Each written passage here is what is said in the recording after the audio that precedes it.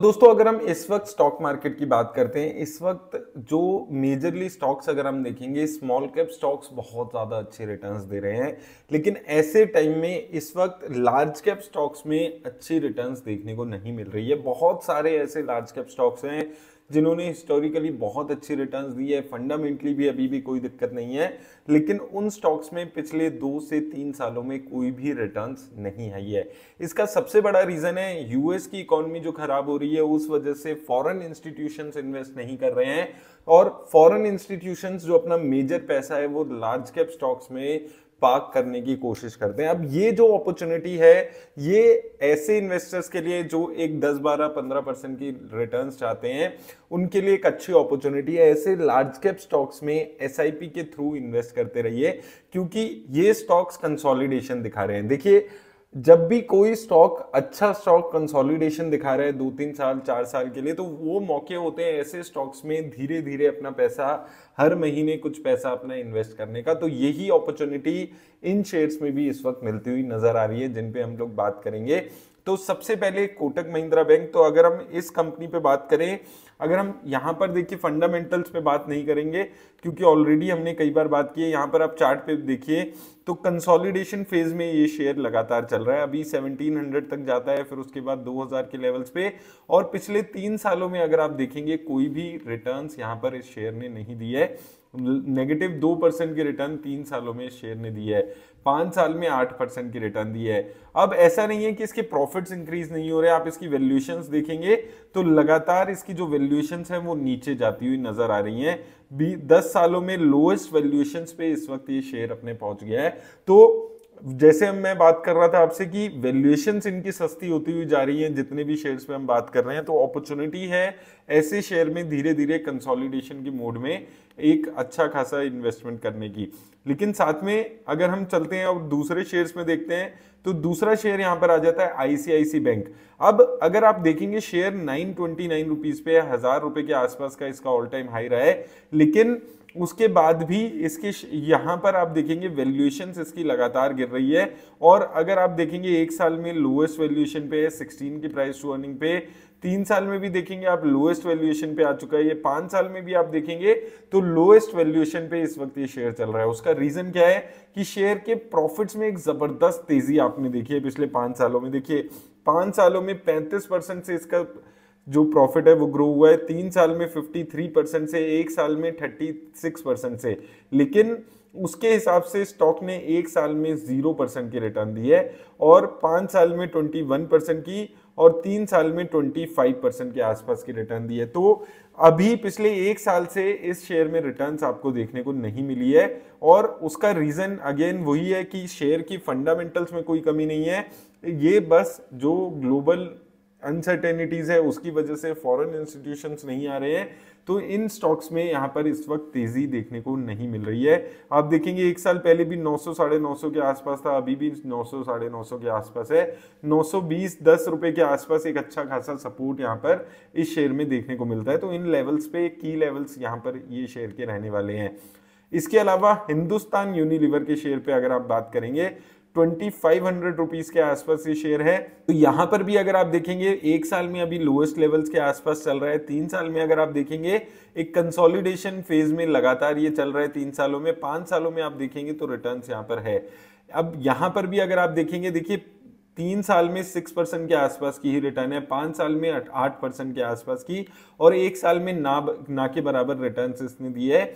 और लेकिन जो प्रॉफिट है वो 14% से ग्रो हुआ है। इसका मतलब क्या हुआ कि शेयर की वैल्यूएशंस जो है वो लगातार कम हो रही है। तो आप 5 सालों में देखेंगे तो ये शेयर भी लगभग अपनी लोएस्ट वैल्यूएशंस पे इस वक्त आ चुका है, 57 के आसपास है। 5 सालों की लोएस्ट वैल्यूएशंस है। एवरेज प्राइस टू अर्निंग अगर आप देखेंगे 5 सालों की, उसके हिसाब से भी काफी लो वैल्यूएशंस पे आ चुका है।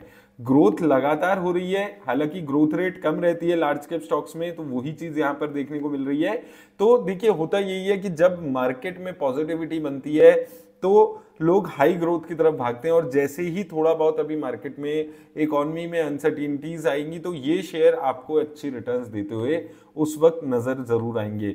इसके अलावा अगर हम चलें रिलायंस इंडस्ट्रीज के शेयर में देख लें, यहाँ पर भी हम 2200 से बात कर रहे हैं, तो ऑलरेडी 2200 से अभी 2400 के आसपास ये शेयर आ गया है। और 3 सालों में आप देखिए कंसोलिडेशन फेज में चल रहा है। यहाँ पर भी आप देखेंगे रिटर्न्स अगर देखें, 1 साल में ना के बराबर रिटर्न है और 3 साल में सिर्फ 10% के आसपास के रिटर्न है। तो 3 साल में वैल्यूएशंस इसकी काफी खराब होती हुई नजर आई है। अगर हम देखें वैल्यूएशंस पे चलते हैं तो आप यहां पर भी देखेंगे कि 3 साल में लगभग अपनी लो वैल्यूएशंस पे इसका शेयर इस वक्त आ चुका है। यहां पर भी दोस्तों जो आने वाले टाइम है उसमें जो ब्रॉडबैंड की जो ये काम कर रहे हैं ब्रॉडबैंड के लिए रिलायंस रिटेल में, यहां पर एक ग्रोथ ट्रिगर यहां पर रिलायंस इंडस्ट्रीज में आएगा। और जब वो ग्रोथ ट्रिगर आएगा तो एक अच्छी रिटर्न्स यहां पर आपको रिलायंस के शेयर में भी उस वक्त देखने को मिलेगी। तो ऐसे शेयर्स होते हैं जब आप लॉन्ग टर्म के लिए अगर इन्वेस्ट कर रहे हैं, कंसोलिडेशन में हो रहे हैं, तो ये शेयर्स भी आपके पोर्टफोलियो का हिस्सा बनना जरूरी है। Small cap shares, mid cap shares, इन पे बहुत सारी बातें होती हैं, बहुत अच्छी रिटर्न्स भी यहाँ पर आती है, लेकिन अभी जो सेफर साइड पे शेयर्स हैं वो भी आपके पोर्टफोलियो का पार्ट बनना चाहिए। 20%, 30% जितना आपको सही लगता है उस हिसाब से आप पार्ट बना सकते हैं, लेकिन डेफिनेटली आपके पोर्टफोलियो का हिस्सा ये अच्छे शेयर्स होने जरूरी हो जाते हैं।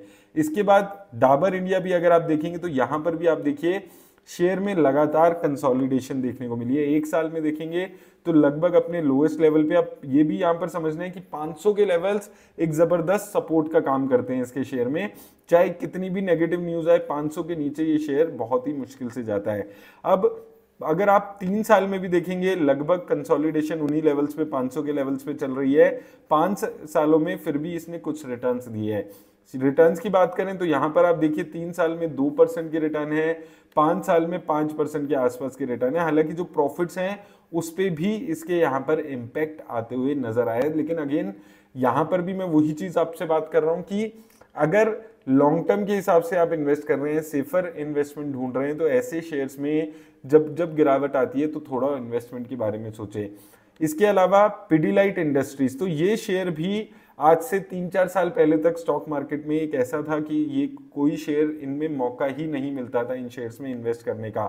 यहाँ पर आप देखेंगे तो 1 साल से कुछ भी रिटर्न्स नहीं आई है। अगर हम चलते हैं यहाँ पर आप देखिए 1 साल में -6% के आसपास की रिटर्न इस शेयर ने दी है, और यहाँ पर 5 साल में अच्छी रिटर्न है, 10 साल में भी अच्छी रिटर्न है, लेकिन 1 साल में यहाँ पर भी रिटर्न्स नहीं है।